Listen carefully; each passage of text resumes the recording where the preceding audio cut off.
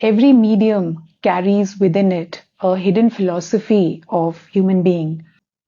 What does drawing assume about us? So I think drawing also assumes, as an artist, I assume that all of us want to do things that we did as children and that we have this capacity to play. Some things have to be routine. Like in a comics vocabulary, you have these boxes and you have a certain vocabulary you have to familiarize with. But there is also a lot of things that will disrupt and that will flow and leak over it. So all of that means that in this, I am using drawing as a way of stitching things together. And I think this room for error is what we are always struggling with as human beings. Meaning making as being constant exercise. Perhaps like drawing can hold some of that process, especially when it's not drawing trying to master the image.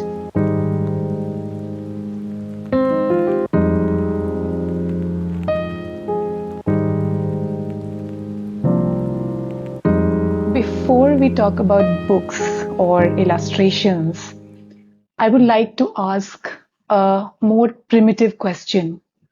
What is a line? Not geometrically, philosophically.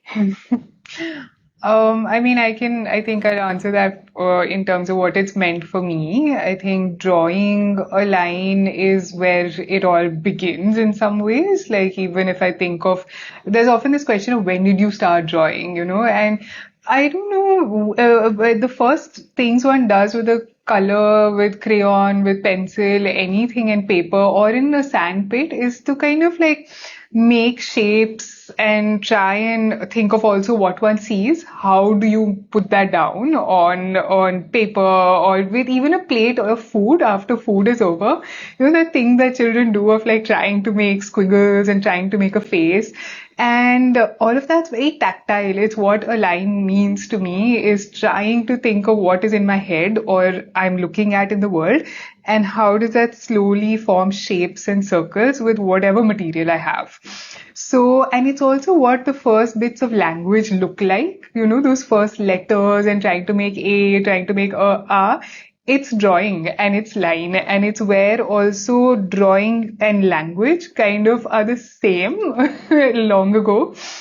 So even now when I'm returning to just drawing as a format of recording things, it triggers like this part of my memory that's very childlike. And I think for people looking at lines which are quite misformed, are not perfect like an advertisement, you also think of that part of memory and what memory does in a childlike way of distortions, of trying to represent but sometimes failing to, of wanting to form a mark, and inscribe a moment and do it in the most simple ways, do it with whatever is around. So it's a very playful thing, the line. It's also something that I've been exploring with theater more recently. I love the idea of getting up and being on a stage and acting, but that's not who I am. But theater groups and how they use the body to move in space and how that movement then creates lines and rhythms in a much bigger space than a paper. And what that means for the flow of the body. Whereas for drawing lines and very static things, your body is fixed, but you can do a lot with a page and how lines move. So I think that's kind of in life, if I think of it, it's that thing that's also pulled me. It's pulled me in a direction which is meant for myself, finding space and finding calmness and peace to make these marks at the end of a day, even if they look like nothing, even if nobody sees them, the lines are there for me to untangle my brain. But it's also meant being able to record moments of protest and movements that are happening. And how can I do that very simply with a pencil, with paper, with whatever other things I have around. Sometimes it's a pen that I'm using to write, and those same lines are also turning into image. So it's very versatile. It's all sorts of things that it's been for my life. I can't imagine not drawing those lines and working with those lines through life. Like I can't imagine a life without it, really. It's like, it's become like breathing and just being is to be able to sit with lines, even if they don't represent or mean anything to the world. You're talking about drawing and even making letters as a form of art. That makes me think that drawing arrives by simultaneity, while writing proceeds by sequence. When you are moving in between these two forms of thinking, ways of thinking, what has to change inside you? Hmm. Um, yeah, I think it's a constant growth and exploration. So I don't know if there's one gear shift that happens and now I'm in a new way of thinking.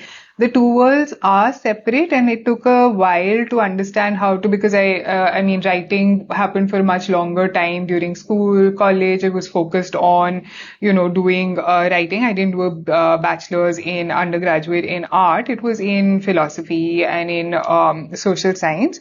And then I tried to kind of return to what to do with drawing in my master's. So it's also been a mix of what my focus in education has been, and then slowly trying to bring these two worlds together. But it was through a workshop in learning the form of comics that I also understood that there is a grammar to this language too. So it's not the two worlds do conflict, and they do have to kind of work with each other. But then there is a format and a grammar too, and a syntax of how to think through the frames, the speech bubbles, characters moving between boxes, and how those then hold together what is being said visually and what is being said by letters. That said, it's like a magic that still has a hold over me because I don't know it completely. Right. I mean, the moment I feel like, oh, I know this completely, I'd want to do other things. Perhaps I'm constantly wanting like the new. So I think this because we learn language for so long, and text is so heavy with making meaning, right? And the visual for me has meant a lot of free play, free exploration. But I've also wanted to represent in the imperfectness of drawing, because as opposed to, I mean, of course, photos are all, manufactured through all sorts of fake methods now, or whatever. Not even now, you can't say what's fake and real. But drawing is always what you pick and choose, or what the memory is giving you. All these distortions happen when you're drawing, even something that is right there in front of you. So this kind of distortion that happens with drawing, whereas the text saying meaning, context, rooting in the that this was, is also a play that I like bringing together. How much of it is you, how much of it is very personal, how much of it is picking and choosing, and how much of it is fact and what is in front of you, or what a collective remembering means to root that, especially things that are being erased. How do we bring these together? So, so that grammar of how a third thing evolves in it, which is this comics language, is a language unto itself, right? And then the page is lovely how you move the viewer's eye, because you're constantly saying, okay, first you want it to be visual. I want the page with the text. Actually, the first way of looking at the entirety of it is a visual landscape. And then within that visual landscape, words are being held. So the image and the lines of the image and the boxes and the bubbles all need to kind of hold the frame together.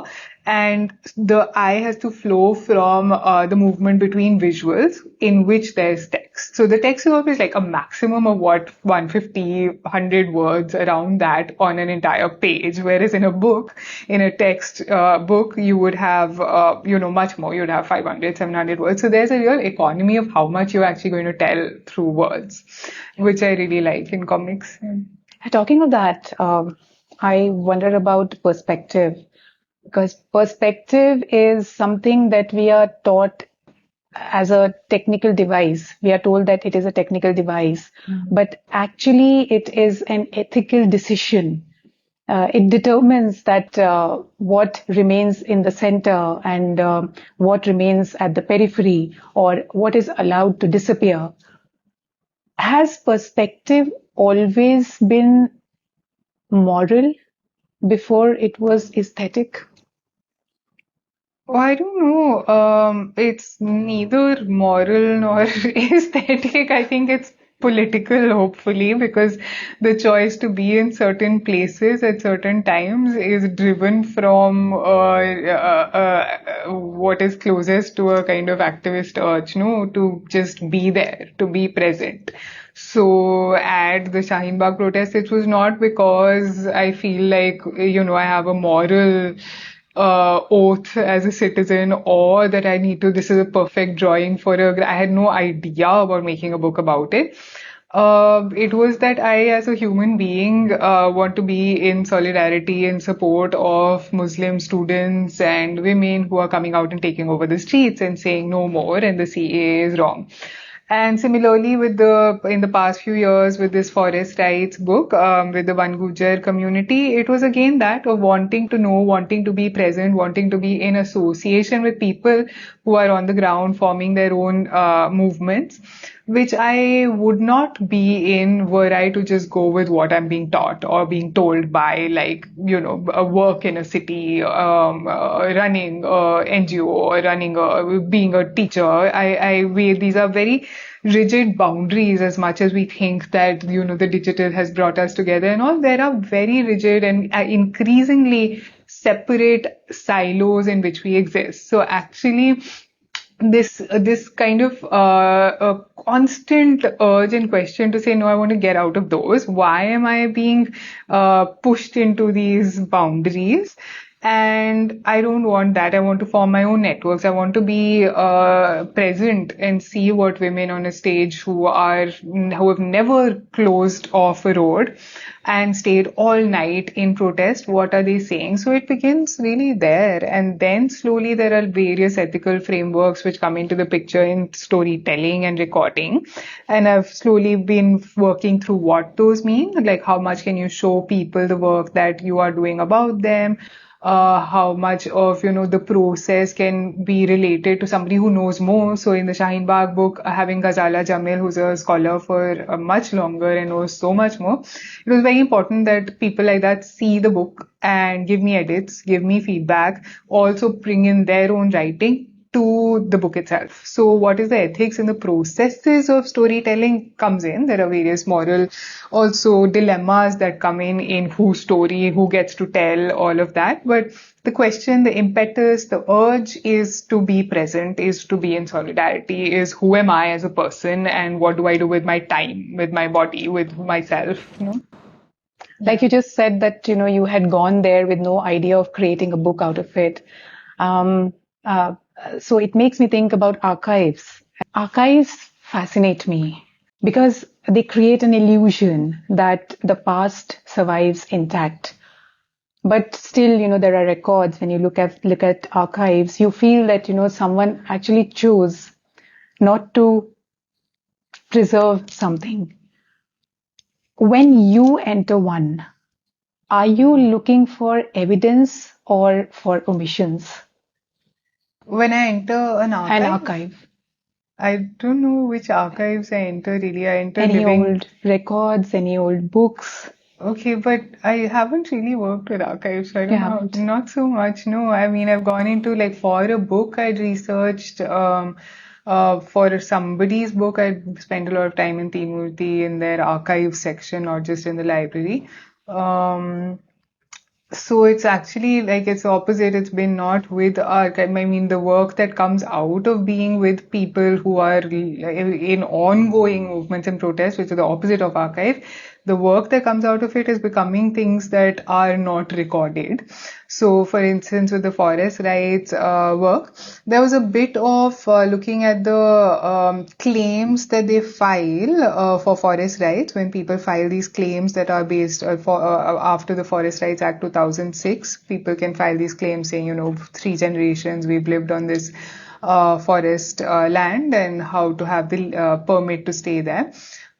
There is a lot of file work that goes into that, right? So there's a lot of looking at even hand-drawn images of maps and locations that show that we are here. So there's evidence, and some of it is things that they have pulled out So I've looked at these records of things that they have pulled out from the Forest Research Institute, which is actually colonial records saying that the Gujars have been allowed to, go on this pass or that pass.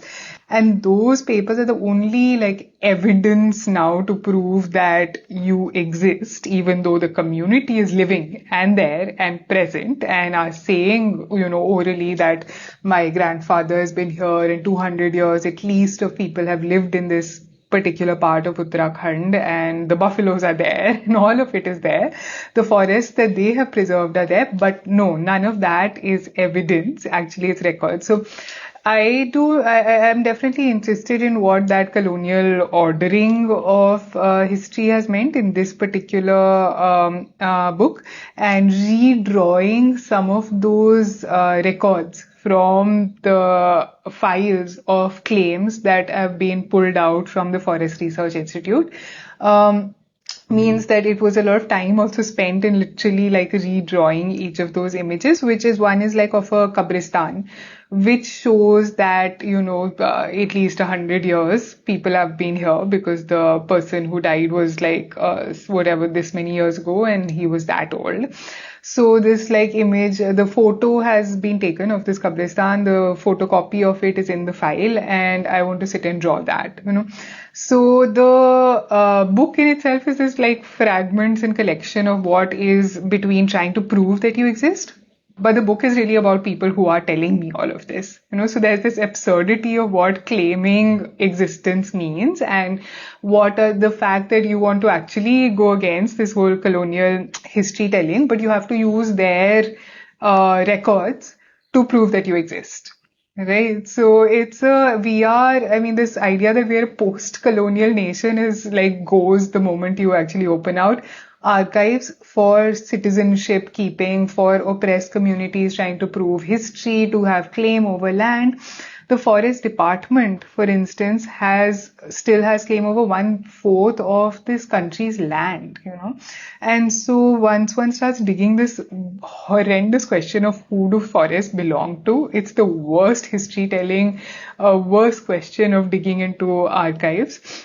And I've only scratched the surface with that, with one community, one location, one kind of struggle that's going on with this one Gujar tribal Yuva Sangathan.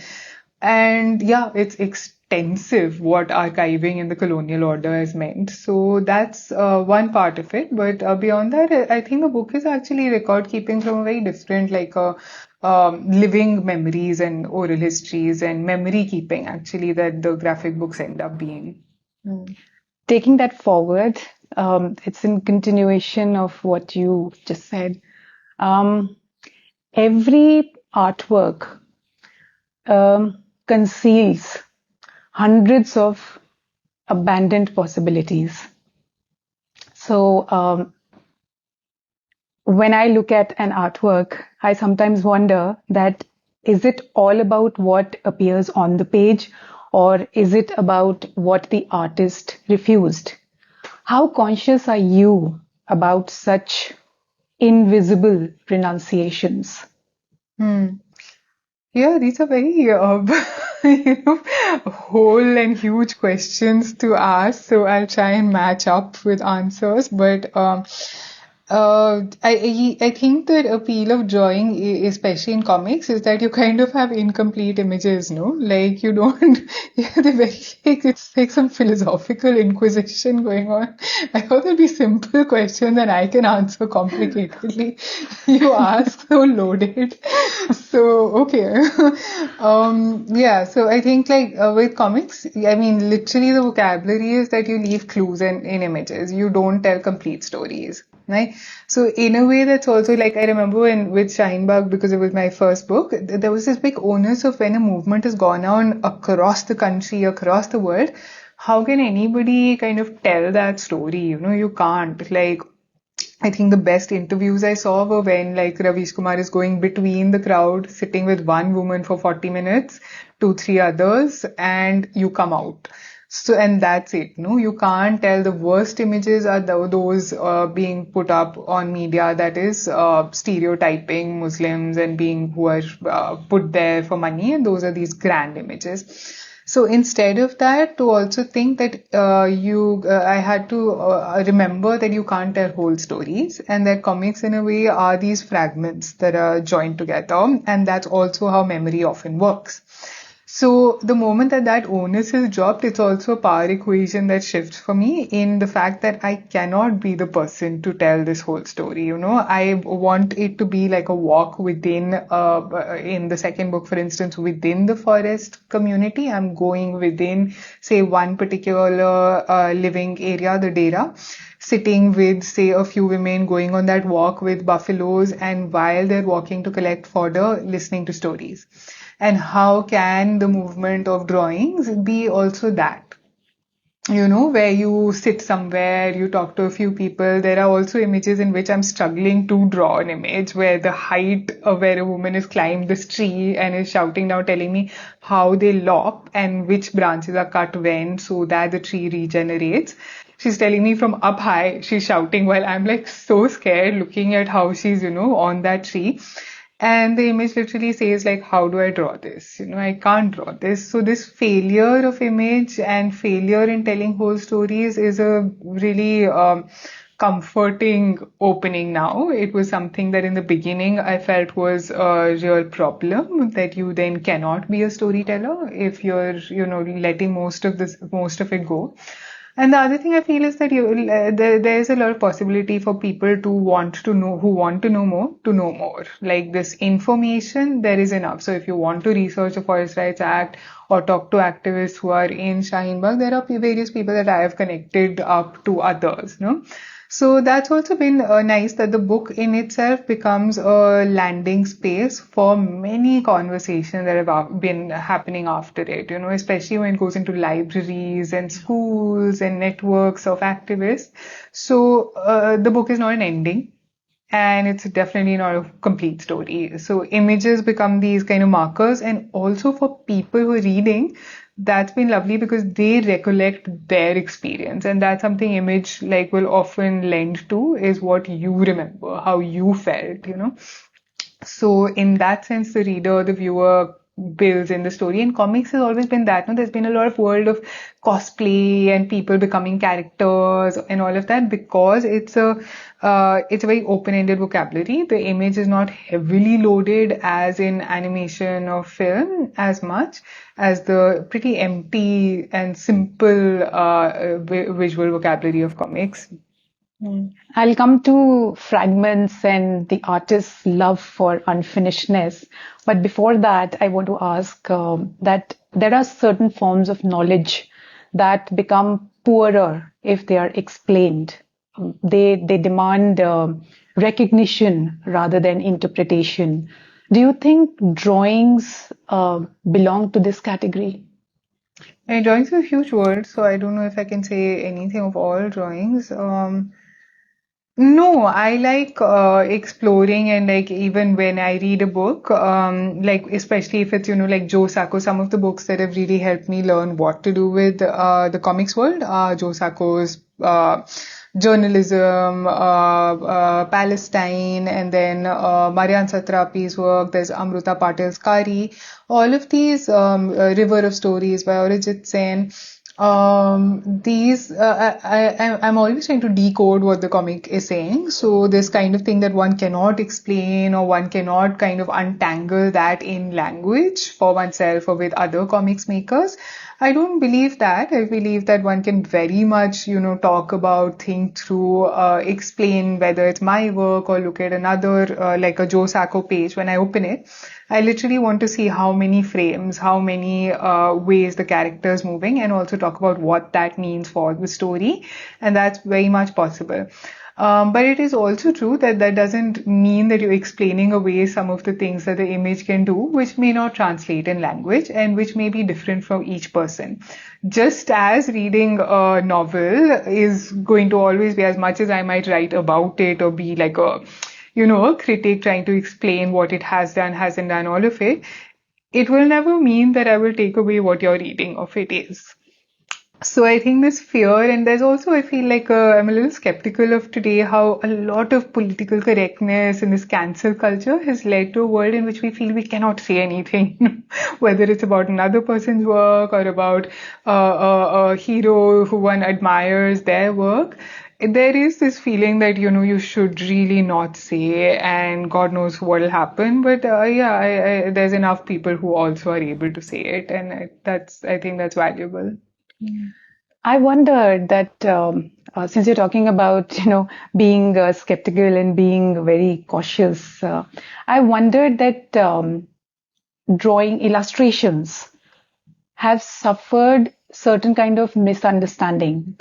We look at artwork and we look at illustrations thinking that they will clarify something, but the most powerful drawings in the world, they don't clarify anything. They, in fact, complicate certainty. Has ambiguity become a part of your artistic obligation? Hmm. Yeah, that's interesting because that's true. A lot of people, maybe the only artworks you see in this country also are like those illustrations in a textbook. Or then now, of course, I think there's a lot of like phone pay videos and things that are, or your social media is probably the maximum amount of images that one is seeing, right? And it's not even illustrative of life now, it's become a curation of what then life should be like. So the whole consumption of image has reversed completely for young people today, and the most of us, it's literally telling us how life should be as opposed to even representing things. So this real and life has all become a big mess. But yes, I think comics for me is meant finding a space that's kind of always a tussle between how much it's illustrating in the fact that it's telling things that are outside of it, and how much it's leaving open-ended. So even in a book like Shaheen Bagh, where it is very much about a struggle and a protest that it has been on ground and everybody is, read about it or seen it, who's probably looking at the book. There are images which are very much about people, but then there are some which are much more about just an artwork that I saw and have a lot of breathing space in it. And those images are left really with a lot of even white space within them. And that is meant to not absent meaning making, but leave room for remembering, recollecting, also breathing, And I feel like that space giving within creative work is also required right now because we're always moving one to the next. So where do you? So I also remember like the kind of artwork that I've loved looking at is very different. It's modernist images, from like the impressionist paintings up across a room of just water and just the sunlight reflecting on fields. And I love those. I love images that are just about being present in the space of like vastness, right? But what I make is much more contained within that format of reading and is much smaller and I love just working with that when I produce.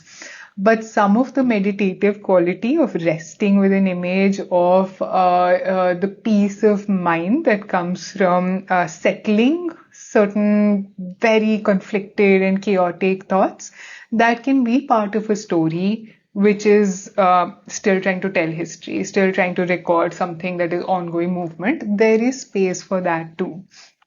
And I feel even when sitting, say, in a protest like in Shaheen, there were moments of conversation or going off to eat together that would never have happened had the protest not happened there, right? And there was a lot of threat, especially for the community coming out there. But there were moments, so much of joy. There was music, there was street theater. And how does that come not just as record keeping in a document, but how do you stretch the thread of that feeling within the containment of drawing on a page, right? How do you reproduce a little bit of that quality of being when you're reading? So, yeah, so I think in terms of even going back to your question of archiving and memory keeping, I am interested in what that looks like today when everybody is archiving everything anyway, right? The phone, the video, everything is happening already. So then what does it mean? What does the urge of a storyteller then look like? So yeah. Yeah, okay. You're talking about a different kind of art that you also like looking at. Most of the artistic traditions, they celebrate mastery, but mastery can be dangerous, because it teaches the hand to arrive much before curiosity does. Have there been moments when you have interrupted your own fluency? Hmm. That's like a really nice question also because my skills, as I was sharing with you, it's been a training in social science, then art with just in people studios, learning from them, and then doing a master's in visual arts, which was a very non-rigorous in the sense of not like sitting and drawing or painting every day. It was a mix of theory, culture studies, practice on your own, and then learning comics in workshops, really, in this method of people coming together. Maybe somebody is really skilled, and then coming out of it with saying, okay, now how do you actually get into the process of publication? So it's been on the job, and also the comics world within this country has been for others also that it's somebody entering it from literature, from journalism, from filmmaking, which they have been taught, but saying, okay, we want to break these rigidities of language as text, language as visual, and do it with things that are not hugely, funded, or you need to have 40 people crew. We want to do it simply. We want to do it from our homes, and we want to do it with coming out with publication. So it's been trying things out, and literally through each of these two longish book projects, I have had to make like learning leaps for myself, but giving over and saying, okay, I can actually not have to feel like I master something and know it all or feel like the best skilled person at drawing a hand is the generosity of a medium like comics. And I've slowly actually this unmastery has also been something I've been reading because of other work that I'm doing with a feminist organization. And I've been looking at it as how actually even this, the anti-colonial heroes of our country, a lot of it was also about mastering yourself in opposition to the oppressor, no? Like, how do we skill ourselves as like fighting the oppressive image that's being created, whether of nation or of community or of women? And that's an endless battle. It's also a colonizing of oneself that has to unfortunately happen to say, oh, I am a perfect artist or I'm perfect at the books I make, whether that's in writing or drawing. And if we move away from that, if we move into the realm of chaos and saying, 10 different things come together, and that the book also enters spaces of workshops in itself, like these black and white books that have come out of most of the, even the smaller comics and zines, which are about my home and growing up in a single parent home, all of these, I often literally feel like if somebody was cutting up a page and drawing on a page or scribbling on a page, that would never feel to me like it's wrong or shouldn't happen, because they are workbooks to a lot of extent. And I really remember drawing on my textbooks and, adding to an image, making a boy in an illustration into a girl. And all of these things that would happen, and or scribbling at the back of a maths book. And some of my favorite drawings in school would happen at the back of that maths book. And at that moment that I would scribble into it, it would become mine. Right? So this claiming of space that's yours, and also giving that over for people to do their own claiming, that is much more of a rewarding process to me. There is a lot of instability in that, I think, because I don't also, what it means is that you don't maybe fit a certain economy also, right? The world wants you to also fit saying, I make only romance books, in literature, and that's what I do. There's like youth fiction, and that's what I do. And then you have a bookshelf to yourself. Or you're making like artworks that can sit in people's living rooms that are not too political, that are lovely to look at. and then perhaps they sell in a certain way. With comics, they've slowly, I think, over the past few years, there is a great interest also because people get bored of other things. So suddenly, very strangely, there's been also, art world spaces that are saying, okay, we would like pages of your book to be in a certain exhibition, and that interest has grown. There is also now bookshelves dedicated to comics in bookstores, and that market's growing. And there I also question, what is going to happen to a form that was kind of an underbelly, that was alternative? What happens when this kind of mainstreaming shapes up? And that too can demand, it can be to a certain extent lovely, and that people, want to buy books that may not have sold 10 years ago. But there's also pressure to then become a master again at this, no? So I feel like resisting that, and always, that's why also going into theater spaces, for instance, I'm always working in the day with organizations in a non-artist capacity. And that also I feel is there's always a conflict to even what the day then looks like how much time do I draw, how much time do I do developmental or whatever feminist organization work, how much time am I illustrating for a commission, and all of these tussle with how much time I spend. And actually, I would say it's kind of like 1/3 doing my own drawing graphic narratives, 1/3 to even sometimes half is with an organization, and they end up having to feed each other. And maybe I can't say I'm only one and the best at this, but this tussle is important, this negotiation of being in the world, being with people who speak a very different language, who are on ground activists trying to, resolve one problem in one village, or doing feminist media work in Delhi, to saying drawing my own books. They do keep me grounded and real in some way. Okay. Yeah. Coming to fragments now. You have spoken about fragments and, unfinished works. Civilizations, they have this fascination for monuments. They leave behind monuments because they wish to be remembered. But artists, they leave behind fragments, because artists, I think, understand that unfinishedness survives longer than certainty. Do you trust fragments more than conclusions? Okay. Um,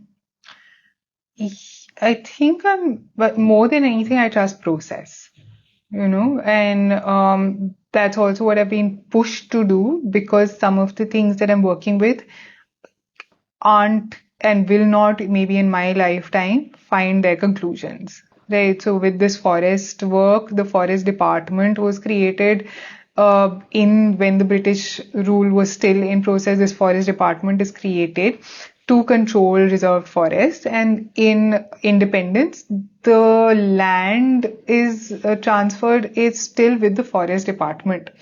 So whether this people who living, so many, I mean, it's uncounted numbers living on land that still belongs to the forest department, is not a story that's suddenly going to resolve, even if it's a Forest Rights Act being implemented properly tomorrow.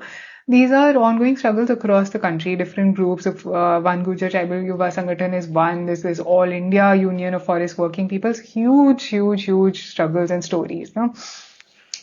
So working with all of these, it means actually the artist in me, the activist in me, the storyteller more than anything, is finding drawing and storytelling as a way of being along with people, in which there are certain ends, like making a book, that I also say and tell the people I'm working with that I'm going to come out with. And that's important for me to do, to show work that I'm doing, because they are doing a lot of their own work, and they are putting a lot of trust in me. And those relationships that build through this, so there are very close women friends now who I've made in the One Gujar community, making this last book over 4-5 years. The book has come out. I still go stay with them. I do workshops with, they're trying to make their own schools in these villages in Uttarakhand, and doing some workshops with them.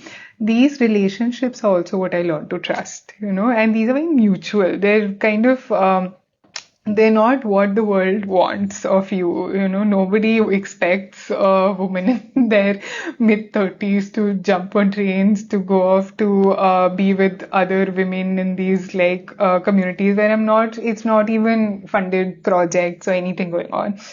They're definitely friendships. Right?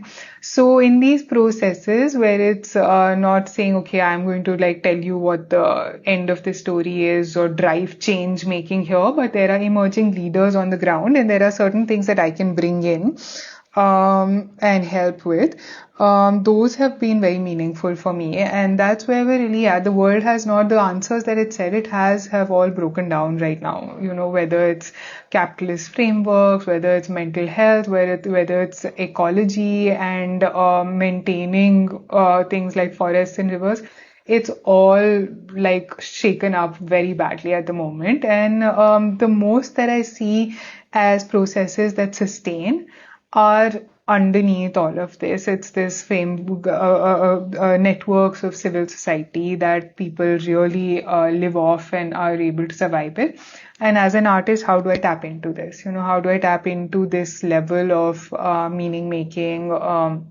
Making some more visibility sometimes, or connection sometimes, tools of advocacy at certain moments. So those then also have their meaning when they're part of those larger networks. Yeah. Okay, coming to contemporary times, you're talking of it, and how you are navigating. Um, uh, at a time when images are competing to arrest our attention instantly, you've remained committed to images that reveal themselves gradually. Mm. Is slowness becoming a form of resistance? Yeah, I mean, that's really nice to think of that and to give it that much. I don't know if it can be resistance, but I hope that for myself it is. There's a lot of struggle with it because when you try to be slow, it feels like you're going against things, right? You feel like you're missing out, and there, 100 things happening around that people are doing and mastering there, whether it's climbing a ladder in a certain profession or whatever it is. So yeah, I think that turn to drawing. I was looking at a Joe Sacco interview the other day, where he's saying that he might be out in the field. He's done this recent book on India, and as you know, and he was here only like a month actually on ground, but then it took like 9-10 years to make the damn book.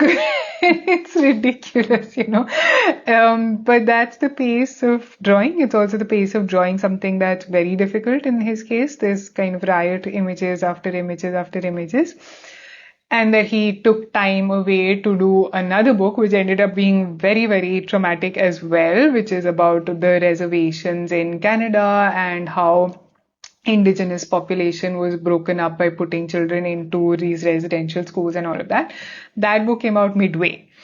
So I really like looking at these interviews and what these artists have said, like Marianne Satrapi, I was writing about right now, and I was reading this interview where she said she finally realized you have to be a monk, and she finally realized that even she was actually a monk because she found herself sitting hour after hour, 10 hours a day doing these drawings, and it's not something you can explain to anybody. Like, this is how I spent my time. And so the fact that others have done it and that I admire their work means it's okay. It's okay to be this human being who's like drawing day after day. And when it's lines and it's slowness, it also makes me think about what this means in relation to who I am. So if it's me drawing a story about one Gujar women, men, young people who are in the process of trying to claim their land, and also what their sense of ecology means in the face of forest fires, floods, all of this. What do they actually think of as pastorals who maintained a relationship between animal, forest, and then city? They're not the absence of city. They've always sold milk. but what has that relationship meant and how have they kept this equation going, and all the strategies, then what is it to me sitting here drawing? Am I wanting to, leave everything and go stay there and work in a school? No, I mean, I have a life here and this is who I am also. I have relationships with institutions here, with organizations in the city. But we're all tied to each other. The way that the city is grown, and then Uttarakhand saying, oh, everybody, when there's pollution in Delhi, needs to rush and buy homes within the valleys there. And this urge also to escape to mountains all the time, versus wanting to be here and wanting to have my network of people here. All of this is tussles that I can rest with in the time that I'm drawing. And it also forces you to reckon with yourself. Like, you can't escape anywhere. So it's not even a form which requires, most of the time requires like a group of people, as does film often or as does theater.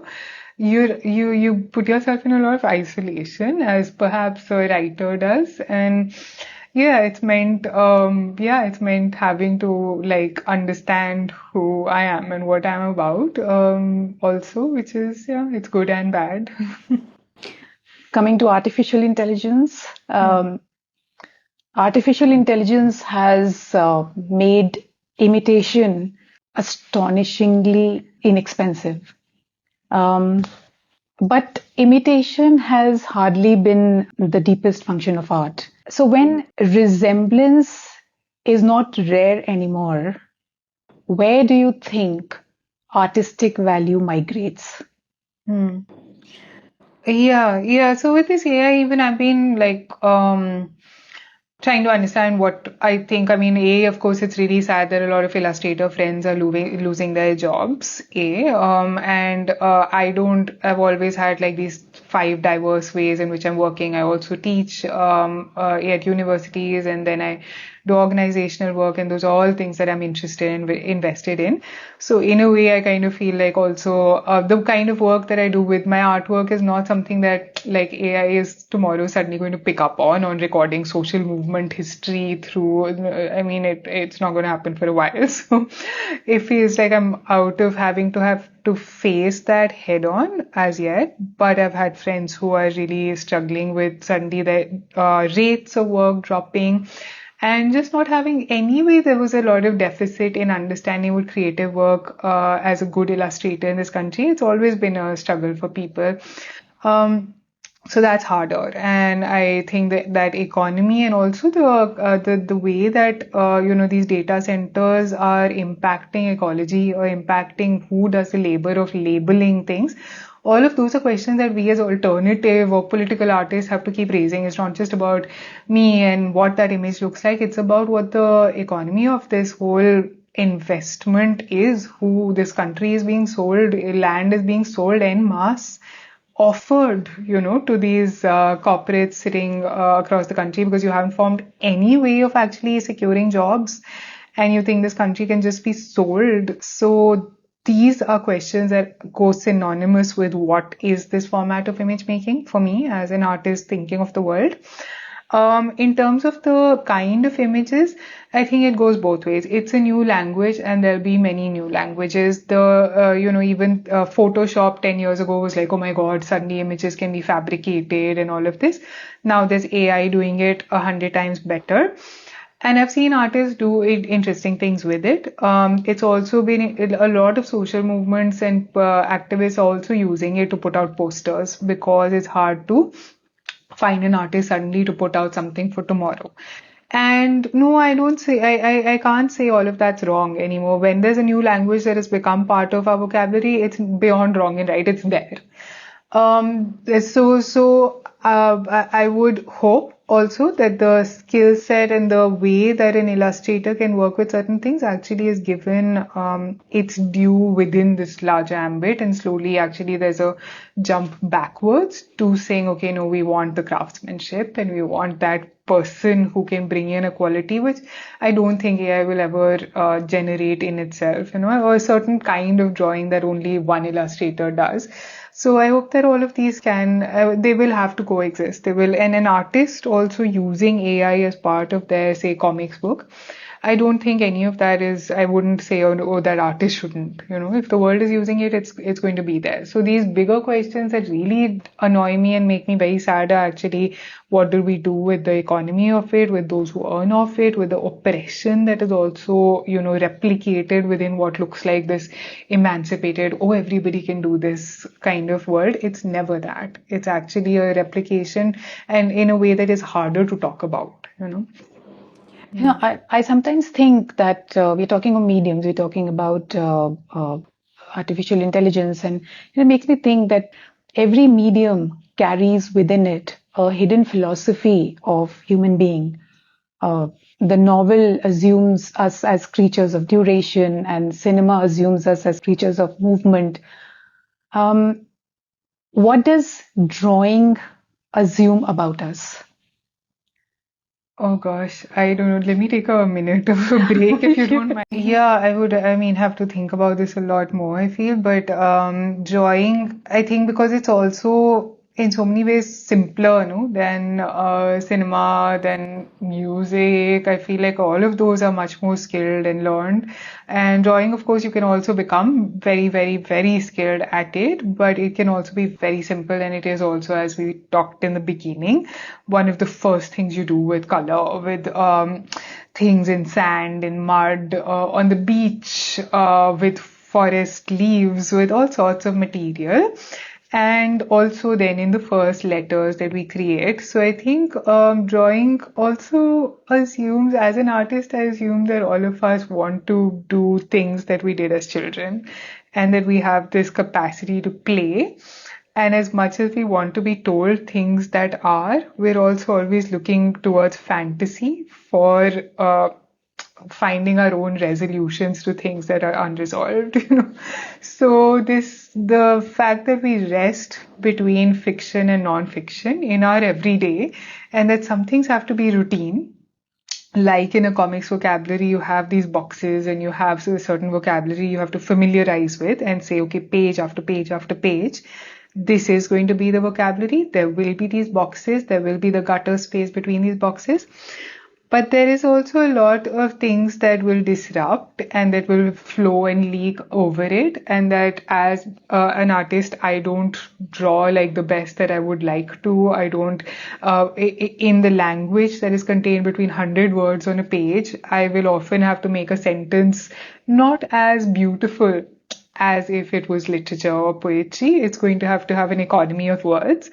So all of that means that, in this, I'm using drawing as a way of stitching things together, in a way that people will return to thinking through and holding process rather than wanting to arrive at just the most beautiful image. And I think this room for error is what we are always struggling with as human beings. We're always thinking like we know what the day is about and we know what life is about, but constantly falling into loopholes, constantly seeing that being appended, meaning making as being constant exercise.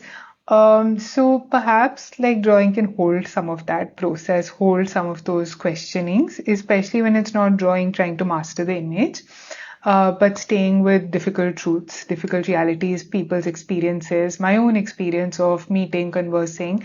So it is a conversation held together by lines. And I like that question of what do lines do? Because in the kind of way that I use drawing, it stays with line work. It stays with the kind of things that I'm making on a sketchbook when being in a certain place. And those first sketches are things that I look at again and again and again. Till the end of a book. So I took my sketchbook in when sitting with the protest movement at Shaheen, and those first few sketches that were made into posters also were sketches which I looked at over and over while arriving at even 100-page book. And so that is what that drawing exercise meant for me. And I think when I'm looking at works which are, much more finished, as I would think of Joe Sacco's, I still remain with his trying to grapple with truth and untruth, fiction and non-fiction, within the space of reporting, and perhaps that's also why he's moved in my thinking away from just hardcore journalism as reporting, because it allowed for even the untruths, lies, and his questioning of it to be part of the frame. right? And so you as an observer, he's there inserted in the frame. So there's a self-reflexivity, there is question marks, there is process, there's grappling with that's held within that space. From all that you've spoken, I'd like to end with a thought experiment.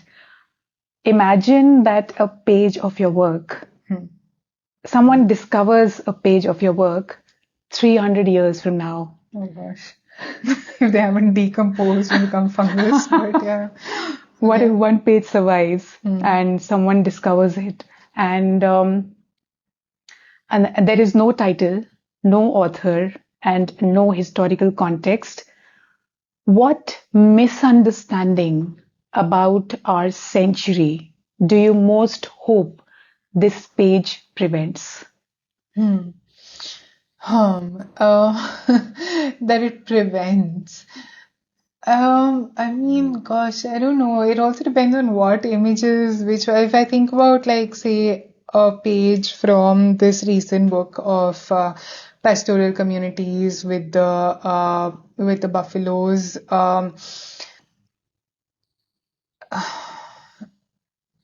I think there's a lot of visuals that represent what living with animal forest community, the kind of homes, so that it is also, if one thinks of what is going to last, for instance, there definitely is, say, 300 years. There are some of these like grand institutions that are coming up in Delhi, which are of a certain leaning of history, that is one predominant religion, one predominant oppressive ideology. That's huge institutions that are coming up, whether they're temples like Akshardham or there are the remaking of national museums and things like that. There's going to be a lot of these perhaps that survive. I wonder what the work of like image makers who are looking at, say, community practices that are not as represented, what would those images hold? And hopefully they hold the fact that there are other ways of being that did also exist. Hopefully these have survived, many hundreds of years. Hopefully they're the ones who have also got their claim to land. But that it wasn't only a single narrative of what this country, if it becomes the Singapore of tomorrow, that this is not the only thing that was what this country is. There are huge amounts of populations that are also forming their own ways of coexistence, their own ways of imagining future, education, women coming to the leadership, all of that's happening. So many of the pages are holding that, and perhaps it can be one clue to, all of these struggles and conversations.